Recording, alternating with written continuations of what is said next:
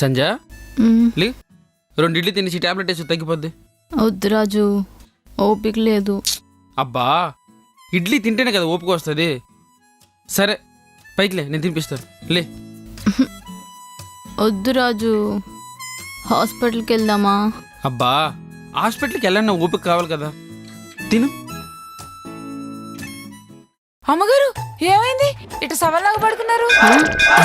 వసే చారు, అంత మాట అనేసావేంటి? నన్ను అప్పుడే చంపేసావా చారు? అంటే అమ్మగారు అది ఫ్లోలో. అంటే ఫ్లోలో అమ్మగారిని చంపేద్దాం అనుకుంటున్నావా? చీ ఆపండి సార్, నేను ఒక్కసారి అన్నాను, మీరు 10 సార్లు నిజంగానే చంపేసేలాగున్నారు. కొంపదీసి మీకు అలాంటి ఐడియాలు ఏమైనా ఉన్నాయా? సంజయ్ నువ్వాగు. చారు మా ఇద్దరి మధ్య పుల్లలు పెట్టడానికి వచ్చా కదా. ఎంత మాట అన్నారు సార్. ఈ చేతులతో జంటలకి వంట చేసి పెట్టడమే కానీ ఏనాడు వాళ్ళ కాపురాల్లో మంటలు పెట్టడం తెలియని అమాయకురాలు సార్ ఈ చారు. అబ్బో అయినా అమ్మగారు వచ్చిన చిన్నపాటి జ్వరానికి ఎందుకు ఇట్లా మంచాన్ని పడ్డారు? వచ్చిన టాబ్లెట్ వేసుకుంటే అయిపోయేదిగా. నువ్వన్నట్టే నైట్ టాబ్లెట్ వేసుకున్నా చారు, కానీ తగ్గలేదు. ఒకటంటే ఒకటి కాదమ్మగారు, ఓ 2-3 వేసుకోవాలి. మీ అమ్మగారికి టాబ్లెట్ అంటే ఎలర్జీ చారు. అదేంటమ్మగారు, ఎలర్జీ వచ్చిన టాబ్లెట్ వేసుకోవాల్సింది ఏంటో. చారు నేను చెప్తూనే ఉన్నాను, ఇదిగో ఈ టాబ్లెట్లు వేసుకుంటే ఈవినింగ్ కల్లా సెట్ అయిపోదని, కానీ వినట్లేదు. హాస్పిటల్కి పోదామంటుంది మీ అమ్మగారు. అంతకంటే ఖర్చు పెట్టారు. నువ్వు వరిచిన అరుపుకి దగ్గరలో ఉన్న హాస్పిటల్ పేషెంట్ కూడా పారిపోయి ఉన్నారు తెలుసా? లేకపోతే ఏంటి సార్, హాస్పిటల్ అంటే ఊరకనే ఉందా?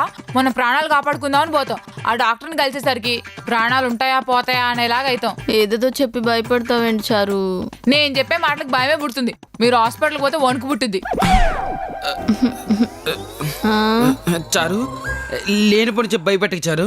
అబ్బా మీకెట్ట చెప్పాలి? మీరు ఇంతకు ముందు ఎప్పుడైనా హాస్పిటల్కి పోయారా? నేను చాలా సార్లు వెళ్ళాను. అవునా? అయితే ఇప్పుడు మీరు అమ్మగారిని హాస్పిటల్కి తీసుకుపోయారు అనుకున్నా. ఫస్ట్ ఓపీ తీసుకోవాలి కదా. ఓపీ ఫీజు 300-400 ఉంటుంది, తక్కువే కదా అని వెళ్తాం. కానీ ఆ ఓపీ లైన్లో నిలబడేసరికి అర్ధగంట అవుద్ది. అప్పటికల్లా మీకు ఓపీకి చచ్చిపోద్ది. అరగంటగా మా సంజయ్ కోసం అరగంట వెయిట్ చేయలేనండి.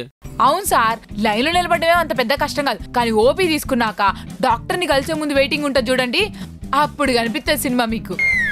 అమ్మగారు డాక్టర్ని కలిసేదాకా ఏమీ తినద్దు, అట్టే నీరసంగా కూర్చుంటారు. అక్కడ ఉండే నర్సు పిల్ల డాక్టర్ రూమ్ లోంచి లోపలికి బయటికి తిరుగుతూ ఉంటుంది. మన పేరు ఎప్పుడు వస్తుందా అని మీరు వెయిట్ చేస్తా ఉంటారు. అప్పటికే అమ్మగారు మీ భుజం మీద పడి మీరు నీరసపడి మీ ఇద్దరు పడేలోపు నర్సు పిల్ల వచ్చి డాక్టర్ రమ్మంటున్నారని చెప్పి లోపల తీసుకుపోద్ది. డాక్టర్ 4 క్వశ్చన్లు అడిగి ఓ బీపీ చెక్ చేస్తాడు. ఆ తర్వాత 4 టెస్టులు రాసి బయటికి పంపిస్తాడు. అప్పటికే లంచ్ టైం అయిపోద్ది. అమ్మగారు అప్పటికే తినకపోతే టెస్ట్ రిపోర్ట్లు వచ్చే టైంకి పోతారు. ఊరికే పోతా అనుకుచారు, నీ మాటలకే పోయేటట్టున్నా.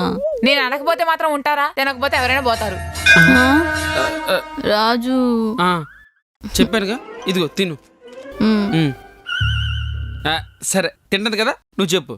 లంచ్కి అయ్యగారు బాగా మెక్కి కూర్చుంటారు. అమ్మగారు టెస్ట్ రిపోర్ట్లు ఎప్పుడు వస్తాయా అని ల్యాబ్ రూమ్ బయట వెయిట్ చేస్తూ ఉంటారు. అయ్యగారికి బాగా నిద్ర వచ్చింది, హ్యాపీగా పడుకుంటారు.